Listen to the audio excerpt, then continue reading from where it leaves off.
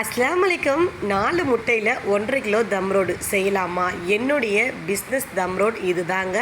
இதை மாதிரி நீங்களும் ட்ரை பண்ணி நீங்களும் ஒரு பிஸ்னஸ் மேன் ஆகலாம். கண்டிப்பாக நான் சொன்ன மாதிரி ட்ரை பண்ணுங்கள். நம்மக்கிட்ட ஒரு கஸ்டமர் வந்து உங்களுடைய ரெசிபியை ஷேர் பண்ணுங்கள், உங்கள் தம் ரோட் கட் பண்ணும் போதே அவ்வளோ ஜூஸியாக இருக்குது, நான் செஞ்சால் கல் மாதிரி வருது, கண்டிப்பாக ஷேர் பண்ணுங்கள் அப்படின்னு சொல்லி கேட்டிருந்தாங்க.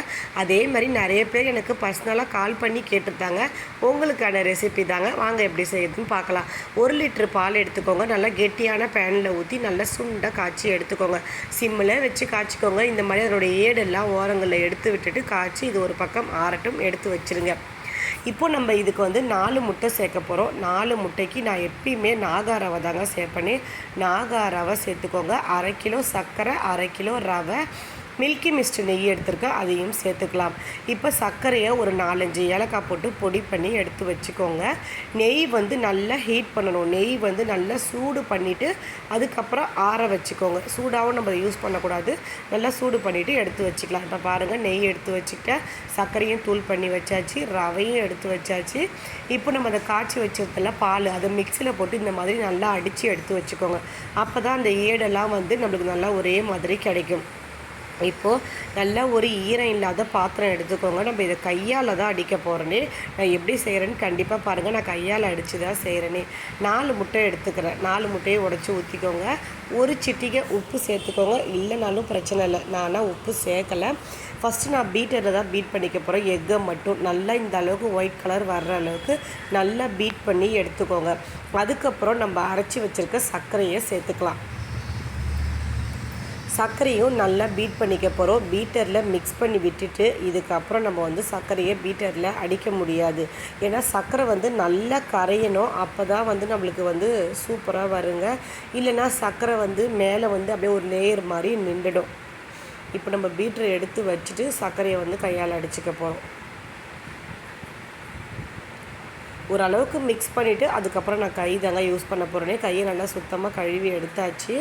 இப்போ வந்து எப்படி அடிக்கிறேன்னு பாருங்கள். ஒரு பக்கம் இந்த மாதிரி குண்டான சாய்ச்ச மாதிரி வச்சுட்டு இந்த மாதிரி அடிக்கணும். இதே மாதிரியே குறைஞ்சது ஒரு 10 நிமிஷமாவது இதை நீங்கள் அடித்து எடுத்துக்கோங்க. நல்லா பாருங்கள், வெறும் முட்டை சர்க்கரை தான் இது. எந்த அளவுக்கு வந்திருக்கு பாருங்கள்.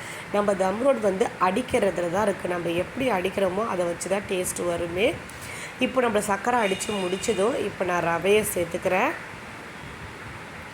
அப்புறம் அரைச்சி வச்சுருக்கோம்ல, நம்ம காய்ச்சி வச்சுருந்த பால், கெட்டியான பால், அதை சேர்த்துக்கிறேன். இதில் நம்ம வந்து கெமிக்கலுன்னு சேர்க்குறோம்னா இந்த ஃபுட் கலர் தாங்க, அந்த ப்ரௌன் கலர் கிடைக்கிறதுக்காக. இது வேணாலும் நீங்கள் ஸ்கிப் பண்ணிடலாம். கொஞ்சமாக எல்லோ கலரும் கொஞ்சம் ரெட் கலரும் சேர்த்துக்கிறேன். இது என்னுடைய அளவு பாட்டில் தாங்க. இதில் வந்து நம்ம இப்போ நெய் வந்து கரெக்டாக 300 கிராம் வந்து நான் அளந்து எடுத்துக்கிறேன். அதுக்கு கம்மியாக ஊற்றுனீங்கன்னா டேஸ்ட்டு உங்களுக்கு வந்து மாறிடும். கரெக்டாக 300 கிராம் அளவுக்கு நெய் சேர்த்துக்கோங்க. திரும்பவும் நல்லா கையால் இதே மாதிரி அடித்து கொடுங்க.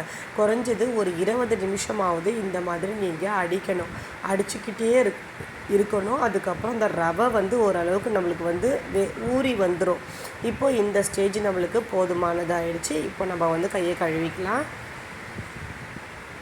இப்போது நான் இந்த டின் வந்து எவ்வளோ பெரிய டின்னா 13 இன்ச்சு நீட்டும், அகலத்தில் வந்து 9 இன்ச்சு இருக்கும். இப்போ இந்த டின்னில் தான் நான் பேக் பண்ணி எடுக்க போகிறேன் நான். இப்போ மேலே கொஞ்சமாக முந்திரியை தூவி எடுத்துக்கோங்க. கூடவே நான் வந்து வெள்ளேரி வேறையும் சேர்த்துக்க போகிறேன்.